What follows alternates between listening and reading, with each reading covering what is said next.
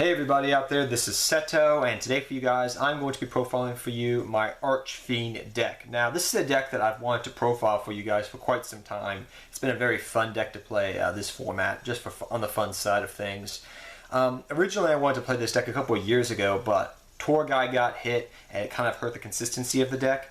And when Burning Abyss came out, that is. And then when Allure of Darkness went back to 3 recently, I was like, oh, the deck's consistent again. I picked it up and tried it out, and it's been very good ever since. So I've really enjoyed playing this deck.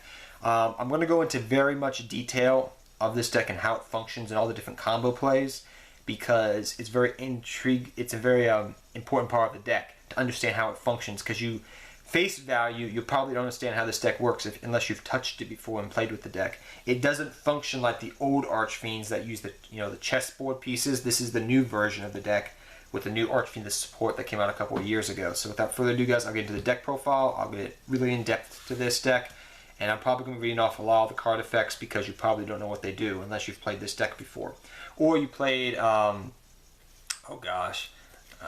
that one deck that used to use some of these cards back in the day. I forget off the top of my head. It's on the tip of my tongue. I don't want to say Infernoid or Infinity. It's something else. I forget off the top of my head. I know the name. It's just I always mix it up for some reason. But first off, we have your boss monster, quote unquote, of the deck, which is Archfiend Emperor, the first Lord of Horror. Horror. I cannot roll my R's. I have a problem with that. But for Archfiend, first Lord of Horror. Horror. Oh my gosh, you guys are going to make fun of me of that. I know you guys are going to make fun of me because I can't say horror right, but whatever. So this guy is pretty good.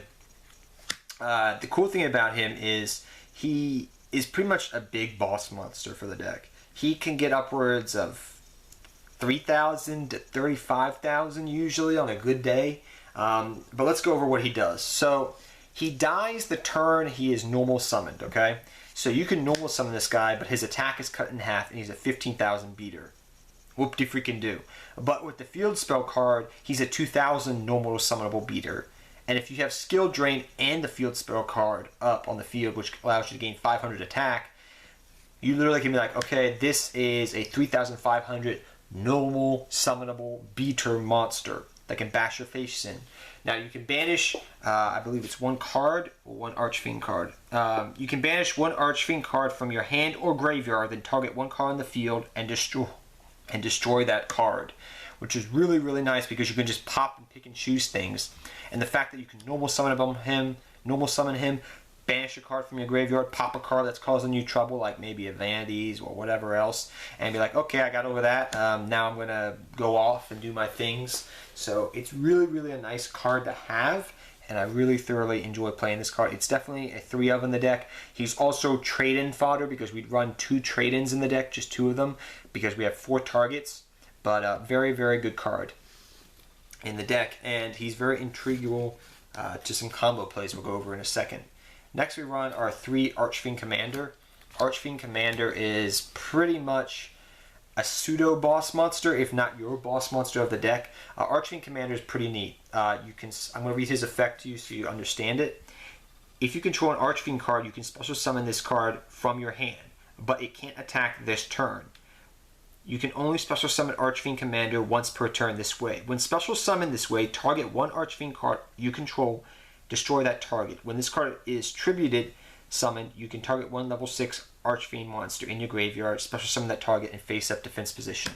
So, even though, Archfiend Commander, like I said earlier, if I didn't mention it, when you normal summon him, he does die on the end of that turn, okay? Archfiend, first Lord of Horror. When you normal summon him, he dies. But he's very integral to all these combo plays I'm going to talk to you guys about in a second, but we'll come back to him. Next we have Archfiend Cavalry, and don't worry about that blowing up effect of your Archfiend monsters. You want that to happen. Next we have our 3 Archfiend Cavalry. Archfiend Cavalry is integral with your combos with Commander. Pretty much he allows you, he's kind of like a pseudo monster reborn, quote unquote, for the deck. If this card on the field is destroyed by a card effect and sent to the graveyard, you can target one Archfiend monster in your graveyard except Archfiend Cavalry, special summon that target. It can't attack this turn. So that's why I say it's kind of like a pseudo Monster Reborn-esque card. But very integral to your plays with Commander. but we'll get to that after we talk about Archfiend Eris. So we run 3 Archfiend Eris, which is pretty much your Stratos for the deck, as well as 1 Tour Guide we do run. Now Tour Guide works with your Archfiend Eris because it makes you have a rank 3 type of play in the deck. It allows you to do different combo plays and everything, because you can go into rank 3 Exceed monsters. Now, you can get Eris's effect off Fortune Tune. Number 49 Fortune Tune. You can get Eris's effect off by activating Fortune Tune's effect. So if Eris is attached with Tour Guide to Fortune Tune, and you detach the Eris to activate Fortune Tune's effect, Eris will get the search effect off. Eris pretty much searches your Archfiend spells and trap cards, and monsters as well. So it pretty much searches anything you really need. So that's the really nice thing about Eris. So let's go over these combo plays I was talking about, right? So we got Eris, we got First Lord of Horror, Cavalry, Commander, okay? So you need any 3 of these, okay? We'll talk about all the different applications that work with Archfiend Commander. So say I have First Lord of Horror or Archfiend Eris in my graveyard right now, okay? And I have Commander and Cavalry in my hand. I can normal summon the Commander, special summon the Archfiend Commander, normal summon Cavalry, special Commander. Commander's effect activates, I have to pop a card. You also can pop the field spell card if you want to do that. I should mention that, but I usually just pop the monsters. You can pop the Cavalry. Cavalry's effect will kick in. I can bring back the First Lord of Horrors. He cannot attack this turn, but he's back on the field at 3,000 attack. Or I can bring back the Eris if I want to do something else and like have another searcher. Maybe I have a random rank 3 on the field. I can exceed that way. I can bring back different things in that matter. So it's really nice that you can do that. Some other things you can do with Commander is Eris. So I normal summon the Eris, special summon the Commander, activate activate Commander's effect, targeting Eris. Eris goes to the graveyard. I get a search effect off of Eris because I went to the graveyard. First Lord of Horrors, he doesn't get any effect, but it's nice to have him in the graveyard because it sets up for your Archfiends Roar, your Archfiend Cavalry, your Call of the Haunted plays, whatever. So you can be like, if you have a card in grave, you could be like Arch Lord of Horror, normal summon, banish a card in my graveyard to pop a card on the field, special summon Commander, target the horror, send it to the graveyard, set up combo plays with your Call, your Roar, whatever the case may be. So Commander is integral to all your combo plays of this deck. Very, very integral card to the deck right there, guys. I just want to go over all those combo plays so you understand how it works. Now, we do run 2 other Archfiend monsters in the deck, which is Terra Cotta Archfiend and Archfiend Empress, which is actually an older version. It's pretty much the grown-up version of Eris, which is really cool. You can actually tell if you look at her hair, it's the same exact hair. But Eris is pretty good. Archfiend Empress is pretty good, and Terra Cotta is interesting. It's the only old chess piece, Archfiend card that we still run in the deck. But I'll read you his effect. Pretty much, he can't. The thing that sucks about him is you only can normal summon him if you have another Archfiend monster on the field. You have to pay 800 life points each of your turns to keep him alive. He's a 2,000 attacker, so with the field spell card, he's a normal summonable 2,500 attacker if you have another Archfiend on the field, which is nice. Second thing is, he does have some built-in protection, but you have to roll a dice, and then if it lands on a 2 and a 5, he's protected pretty much. So that's the cool little thing. But the main thing we care about him, his main effect, that the reason I even like him, is his last line of text. Okay, also, negate the effects of an effect monster that is destroyed by this monster in battle. So if you run into a monster that has an effect and this card destroys it by battle, that monster does not get its effect kicked off. That is the reason I run this and the only reason I run it. Sometimes I just lure of darkness this guy away if I don't need him and I got better plays I want to go for. Sometimes I do use him. It just depends. But usually sometimes I lure of darkness him away. Now Archfiend Empress is really good. She's another kind of Monster Reborn-esque card and also gives you protection, which I'll read. If exactly one face-up Dark-type Fiend monster on the field except this card will be destroyed, you can remove from play one Dark Fiend-type monster from your graveyard instead. When this card is destroyed and sent to the graveyard from the field, you can select one level 6 or higher Dark Fiend monster and special summon it. except Archfiend Empress. So 1 through 6. So that means I can bring back Commander and First Lord of Horror. These two guys right here with Empress. She is also trade-in fodder because we run 4 targets, her and the 3 First Emperor of Horror. So I think I said it right that time. So yes, you can. That's the other 2 Archfiend monsters we do run. Now on to the spells. The main reason we run this deck, Falling Down. Falling Down is literally a snatch and steal for the deck. It's the reason we run the deck. Falling Down, you pretty much have to pay 800 life points of damage during your main phase. During your standby phase, right? During your standby, you're doing each of your opponent's standby phases. You have to take 800 damage. So that does suck, but you get to literally snatch and steal your opponent's monster. The only requirement is you have to have an Archfiend monster on the field, and if you don't, this card pops itself. The nice thing is I can have the field spell on the field. This will stay alive. So if I just have the field spell and Falling Down in my hand, I automatically know I have a backup plan, because if they summon a big monster, I can go activate the field spell, activate Falling Down, steal that big monster away from you. If you have a monster on the field, it works the same thing. So this card's a staple as a 3 of on the deck. The next card you run of is 3 Archfiend Labyrinth, which is pretty much, I guess, their castle, and 1 Terraforming. Now, I run the Terraforming just to thin out my deck. This card is not really integral, but the main reason you run it is because it gives you 500 attack for all your Fiend-type monsters.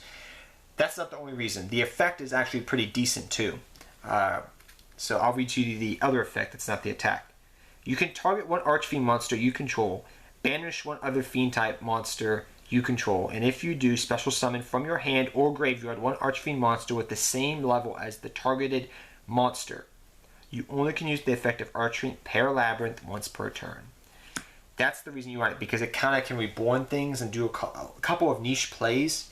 I do use that second effect down there where it's pretty much I can target and then reborn something.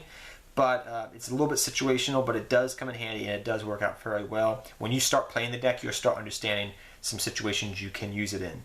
The effect of targeting and then bringing something back by banishing 1 of the Archfiend monsters. Terraforming just helps thin out your deck, guys. That's all it is. And sometimes if you draw multiple of these, I'll just pitch 1 with Twin Twister and activate the other one.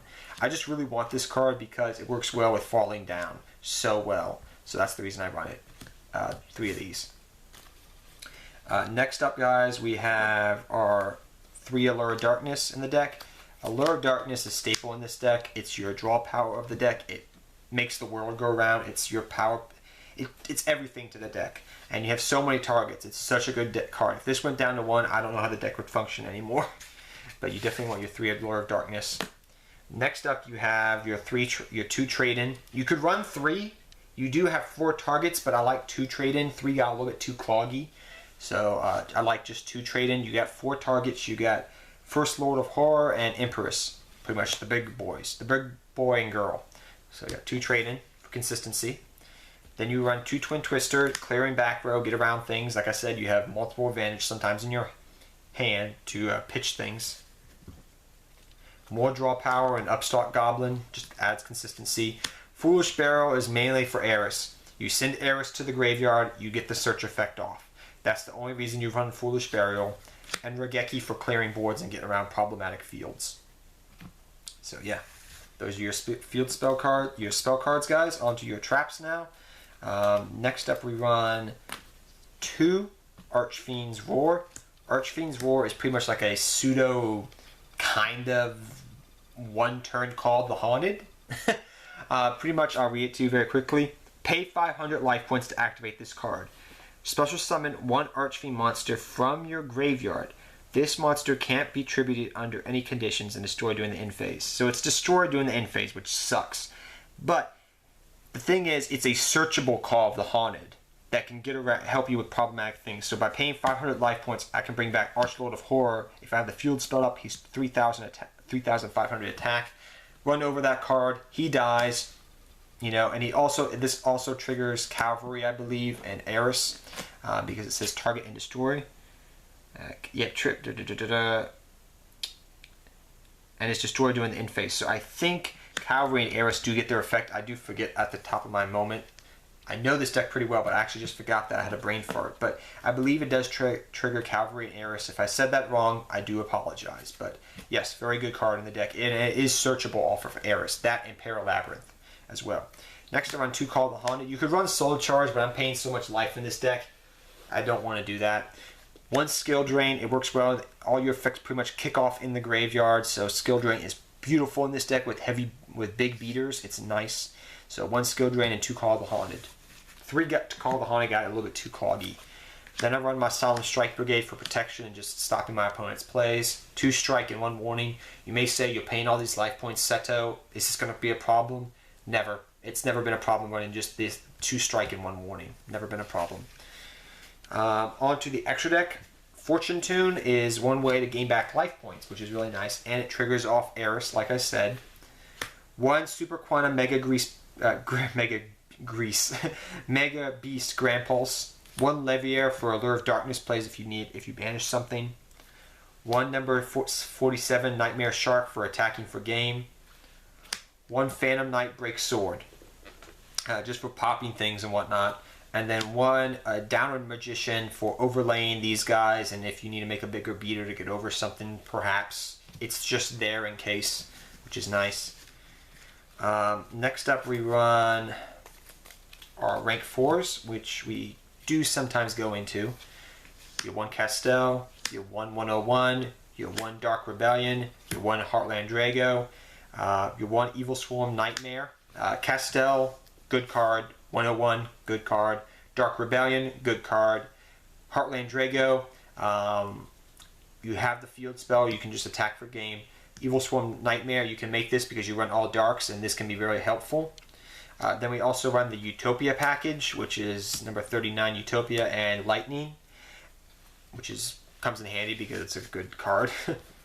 Next up for your 2 rank 6s I like running Photon Strike Bouncer and number 24 Dragulon the Vampiric Dragon. I talked about this card on my channel, guys, if you want to check it out. It's a very, very good card. So 1 number 24 Vampire Dragon. If you guys don't know what that is. So that is the deck profile, guys. I apologize if that was confusing and you had trouble hearing me. My throat is kind of hurting right now. But the deck is fairly good. It's not tier 1. I'd say it's just a good solid deck, really. If you play it right, you can do fairly well. I say maybe you would do good at locals, depending upon your locals. It's a solid deck. It plays well. It does have some anti-meta elements. You can side deck things in and out of the deck fairly consistently, which is really a nice thing I like about the deck, because you can side certain things out depending upon your matchups. So yeah, I really do like the deck overall. Hope you guys all enjoy this profile. Until next time, take care, have fun dueling, good luck dueling, and I'll see you guys next time, and hope you guys all enjoyed this deck profile. Take care, everybody, next time.